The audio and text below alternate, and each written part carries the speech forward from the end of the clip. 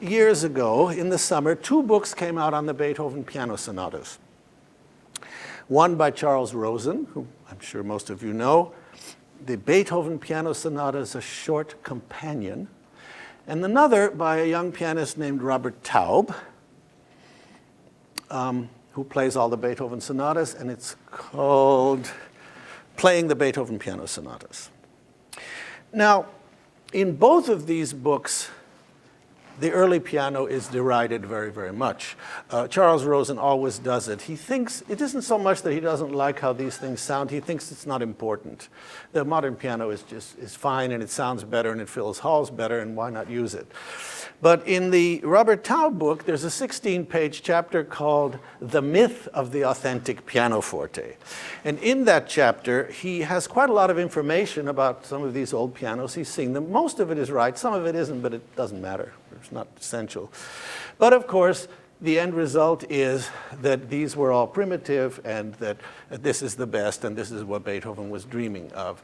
And I have a few quotes here which illustrate this point of view.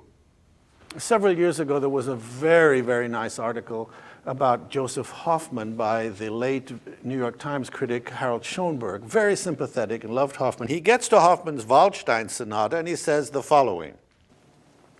After all, was it not Beethoven himself, the greatest pianist of his day, who hated the pianos with which he was saddled, who was constantly pleading for a heavier and stronger instrument, whose own poundings at the keyboard were so loud and furious that he was always snapping strings? Beethoven would have adored the sound of the modern Steinway concert grand. It was the sound he had in his imagination, as the music well testifies. We're going to look at that. In a magazine called Piano, a very good English magazine, very often there are articles where he speaks by telephone, I suppose, mostly with a lot of people about a given composer, and then it seems like a roundtable discussion in the magazine. This one was on Mozart and the piano, Vladimir Ashkenazy. I think if he had today's Steinway, Mozart would have thought, oh my God, how wonderful. And my favorite, Anton Querti, I would rather be operated on by surgical instruments of the 18th century than to have to perform on an 18th century instrument. That's a really nice one. And I and 6 of my former students played all the Beethoven sonatas in 1994 in New York and in a few other places on period pianos, the first time in history as far as I know. And this was recorded, and we got a lot of reviews, and one of the reviews was also reviewing Andras Schiff and Bernhard Haiting's Beethoven concertos, and this was mentioned to Andras Schiff, who said the idea is simply ridiculous. So I thought, basta, it's time to do something, and I wrote a rather big article in which I put forth Opus 26 Sonata. Now, let's look at this. Remember, composers write presumably for a public. They write things that presumably a public will understand, and so we imagine that the average Viennese burgher in 1801 or 1802, I think it's something like that, took it home and was able to read it. Now, let's look at it carefully. It seems to be a kind of a minuet, which we see from these 2 bars here. Seems to be a minuet. But what's unusual about it is that it's not in 3/4 as usual, but it is rather in 3/8. What's the difference between 3/4 and 3/8? Well, we know that 8th notes are lighter. It is presumably also a little bit faster than it would be if it were in 3/4. Now let's just read it here. Well, we have here, well, we know that heavy beats are stressed, but we also know that high beats are, so it's not dee-dum-dum, but rather dee-dum-dum, dee-dum-dum. There's a dot over the 3rd beat, which presumably means that it's lighter than the 2nd beat. I don't know what else it could mean. Then we have, why does Beethoven write 2 slurs in that bar? Well, one of the things that we know from reading the sources, and we're going to talk about this a little bit more, is that you must never, ever play evenly. If you have a bar that has, let's say, 4 equal quarter notes in it, you must never, ever play those evenly because it sounds stodgy. And music is supposed to be like speech and must be inflected properly. Okay, so rather than dee-da-dee-da or a dee-da-da-da-dee-da, first we have a dee-da-dee-da, right? And dee-da-dee-da-dee-da. Now, I have not played Opus 26. That means I've never practiced it and prepared it for a concert. This dee-da-da is quite difficult. Dee-da-da is, of course, very different from dee-da-da. Okay? Look what you have. Now you have 2 bars together legato. We haven't had any bars together yet legato, right? Then we have 2 more. And that's a very subtle thing that Beethoven does. Nobody else does it to my knowledge. There's a crescendo and then there's a subito piano, but under a slur. Not dee-da-da, dee-da, but dee-da-da, dee-da. It's sort of a finesse, you see.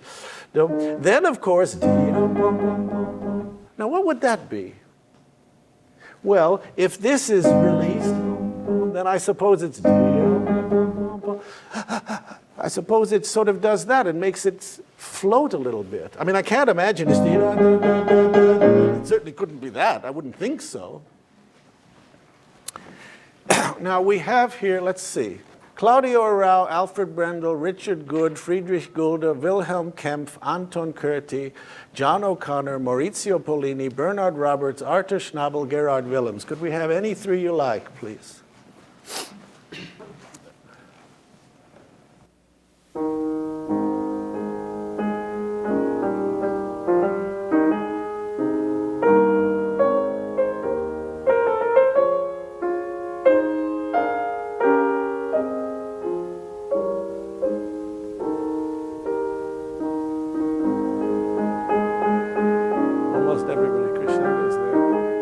Another one.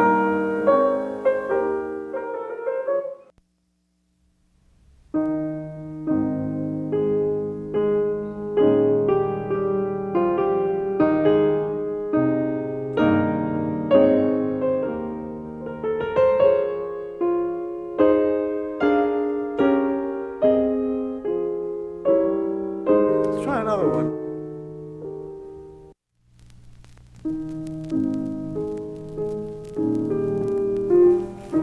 This is the fastest of all, but they're all simply legato with the top voice brought out, by the way. Huh? It isn't? Would you play this again? Where do you hear articulation? Play this one again.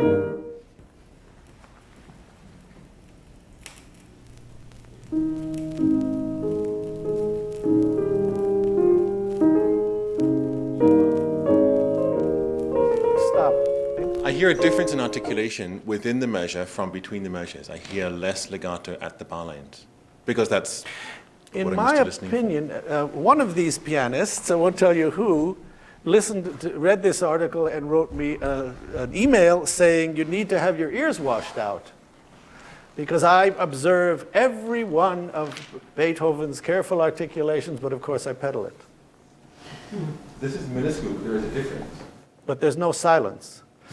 And the silence is what makes something expressive. Dee-dum-bum. You're saying that I believe. This is my opinion. No matter if you don't have a silence, and as a matter of fact, can you even play the upbeat on a Steinway piano? Can you play that on a Steinway piano? Because if you do, it sounds like that. if you play it like that, I would be delighted.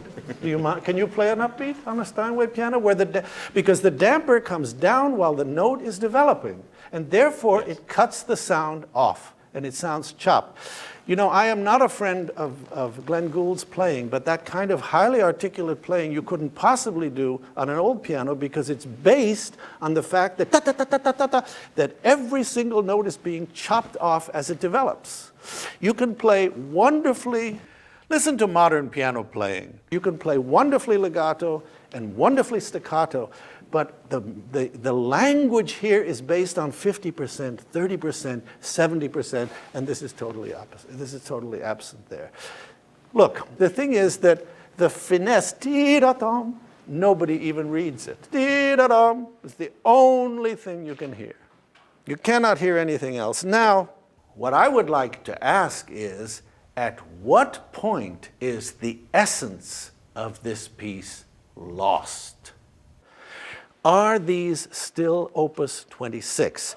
Now, I tried to find an example. This is fun. I tried to find an example of something where everybody knows what it is, and that's the Viennese waltz. This is not a Viennese waltz. This is unacceptable, right? You have to something like that, right?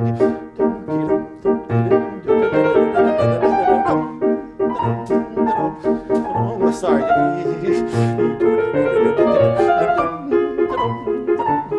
That's a Viennese waltz. Well, let's take the same piece and do this to it.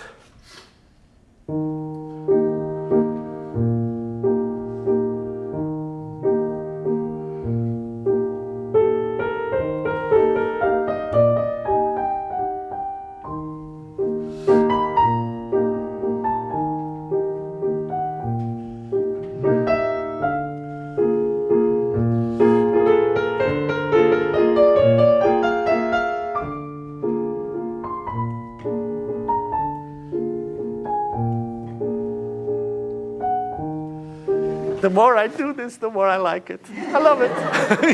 I try to put all my piano playing skills into it. Is this acceptable as that waltz or not? I leave you with that.